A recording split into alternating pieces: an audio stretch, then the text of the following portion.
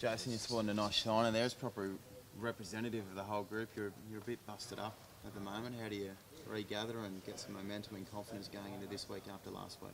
Yeah, it was a tough match for us last week. They're very physical side, South, and they deserve credit. They played very well. They were strong in the forwards. They were very effective out in the backs, and their kicking game was especially good. So yeah, we've identified a few areas we need to work on, and we definitely need to improve going into this weekend's game. What's the mood among the camp? The mood's good. We spoke about it after the game that in semi-final football, final series, you've got to move on pretty quickly. You can't dwell too much on your losses, and we can't afford to do that this week. We've got to pull out any positives we possibly can from last week, but at the same time identify those areas we need to improve on. Do you hold any hope of Chop playing? Yeah, I'm not too sure what the situation is there, whether they've chosen to defend it or what, but yeah, he'll certainly be missed. He's an important part of our team and has been for a number of years, so hopefully he gets the opportunity to play. Jason, most people talking about, where you guys are saying, the internal issues are now finally taking their toll, but does that add to that one more backs against the wall effort that you need to put in at least? Possibly, but like I've said a number of times, we're not sort of buying into that. We can't afford to.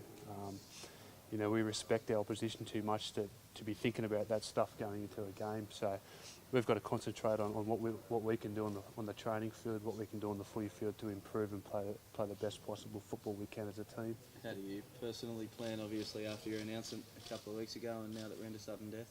How do I plan? Yeah. I'll prepare. Potentially the fact that it could be your last? Oh, I'm not thinking along those lines at all. Just treating it like, I guess, any other game, but obviously treating it like a semi-final game, and how important every semi-final, every final series game is. So my individual preparation won't change, but I guess you could say that in our team preparation, everyone's preparation, you probably have to turn the volume up a bit, given the importance of the match. With your retirement, I talked that Anthony might be moving on, Brett might be going somewhere else. It really could be the end of an era here at Manly with a lot of guys that have sort of created a culture here over the last decade.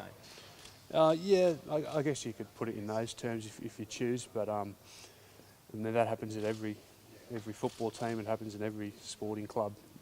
Players get older, but yeah, like I said before, we can't afford to be thinking along those lines. It's we can't be thinking along farewells or last games or blokes moving on. It's this game's too important to get sidetracked by thinking about stuff like that. We have to think about the actual game of football and then the little areas of football we have to be good at to win. Jason, what about the issue, say, of resolve? You've been here a long time and you've seen this club from the inside, backs against the walls and get up. Is that same resolve and spirit there, do you think?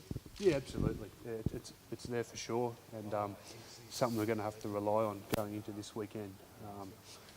We are up against it. We were disappointing last weekend. We have been disappointing in a couple of games before that as well. The backs are against the wall, and we've got to do everything possible this week in our preparation to ensure we go out there and play a hell of a lot better than we have been. What did you make of the Bulldogs? They were obviously pretty impressive on Sunday. Yeah, we're in the midst of doing our preview at the moment, doing our video sessions and so forth. But yeah, they look very impressive on the weekend, and their forwards are certainly rolling down the field, and they've got some really good variation around the middle of the park there, and their backs are providing that polish. So yeah, we're going to have to be very good to beat them. Adds something coming up against Des as well?